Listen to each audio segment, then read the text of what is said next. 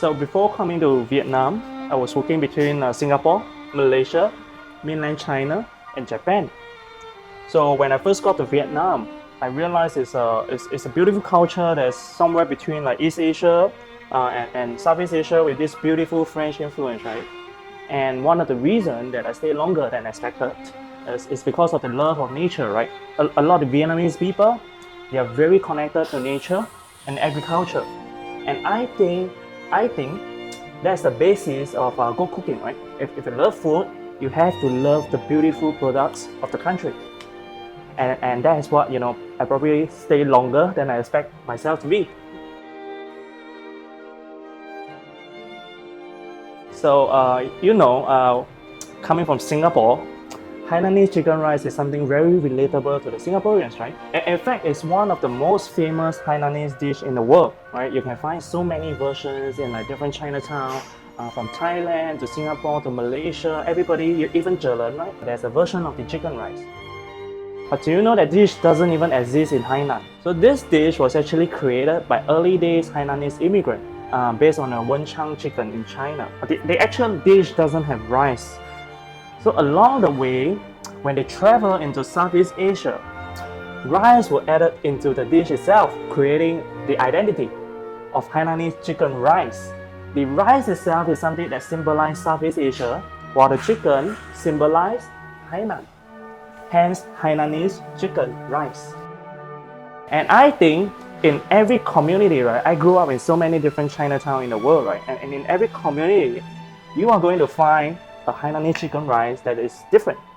And the differences lies in the dipping sauce. So if you come to Chợ Lớn, you are going to see one with the fish sauce. They are going to serve you a version with the fish sauce. If you go to Thailand, then they serve you one with the dipping sauce of the garlic and the Thai chili. So they innovate through the sauces while retaining the core culture of the dish itself. I think that's what makes Hainanese chicken rice really amazing. Born into a very mixed family, we spent like half the childhood traveling between countries and different Chinatown in the world, right? So this is always something I find truly amazing. I think the thing that make the Cantonese like congee. So if you have the Vietnamese version and the Cantonese version and probably the Teochew version, then the first thing you'll come to realize is the textures. So Cantonese congee, they prioritize this very smooth textures, right? So it must almost feel like a very smooth paste. And I think that's what the Cantonese people love, right? They like the congee to be completely, smooth with different toppings on top. And that's the difference, I think. That's how the Cantonese people love their congee. So initially, we were all cooking like one plate dishes, right? One plate is all in a single plate, trying to express ourselves, right? But as we grow older, we then realize that this expression cannot be kept to a single canvas. Then we start exploring, right? If there's any way to probably, construct all these emotions. I think true expression, right, can only happen through a series of emotions and not just one identity, right? I think a tasting menu that has multiple dishes, multiple plates, might be the answer to true culinary expressions. The Vietnamese version of the Phá Lấu is made with coconut, but the Teochew version, they are made with soy sauce. So the idea why we want to present it in multiple forms, right, is because this is a very sharing and communal dish, and we kind of want to keep the essence of it. Like if you're sharing something, if the dish is meant to be shared, we want to really showcase that essence on the dining tables, which is why it comes in two parts, right? One part is the braising of the Phá Lấu, right, and the other part you have thịt đông, right? It's a braised pork jelly that is also well known in the Vietnamese culture. So we have two parts that showcase the cold cooking and the hot cooking. So in fact, everybody here is banned from like following chef, right? But because once you follow people, it tends to restrict your mind a little bit. It tends to take what they have, then you add on a little bit of what is yours, right? But it's not entirely yours, right? So the first step is we actually ban people from like following people on Instagram, Pinterest, whatever apps there is. We actually ban people first. Then the second step we have, right, is to eat to eat and eat and eat, right? We need to understand something, right? If we create something like the southern pho, right? We eat the southern pho. We need to understand why the southern pho, what makes it different from the northern Vietnamese pho, right?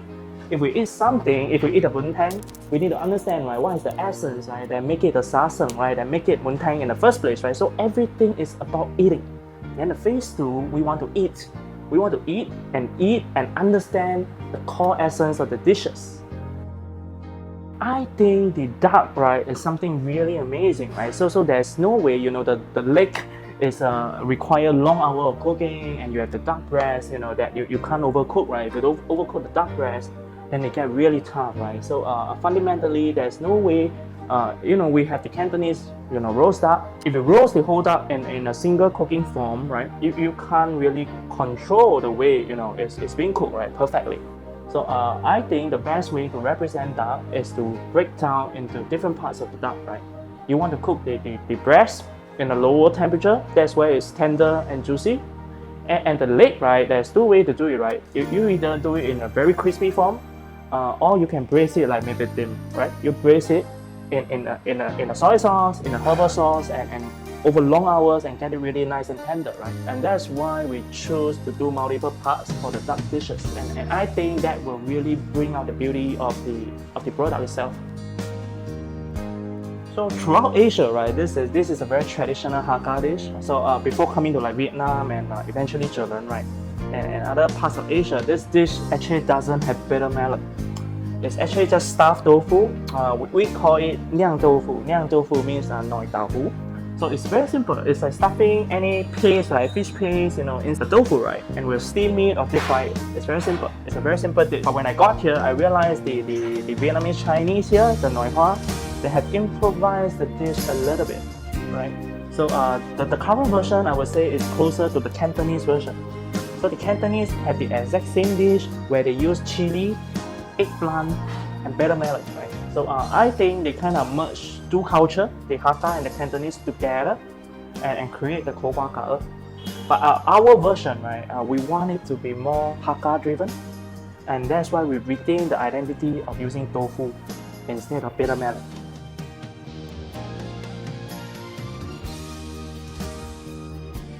So one of the philosophy we hold is to challenge stereotype without losing the soul. So that is the fundamental philosophy of everything we do here in Norris. Before 30, I think my cooking style is a lot different. I'm like a young chef, rebellious chef, wanting to be the best, right? I'm constantly driving the chef technique and showcasing the best product, right? So after 30, I think I changed a little. And the more I travel, the more people I met, the more I understand about myself, right? When I built Oris, if Oris were the chapter in my life, I think the one word to truly represent it would be heritage. We are constantly trying to rediscover our own heritage here in Norris. And I feel more chefs, right? More chefs should be very proud of their heritage. We should be showcasing the world, the rich culture behind our heritage. And we should always be proud of where we come from. And I think that is the one thing I want to share with the world.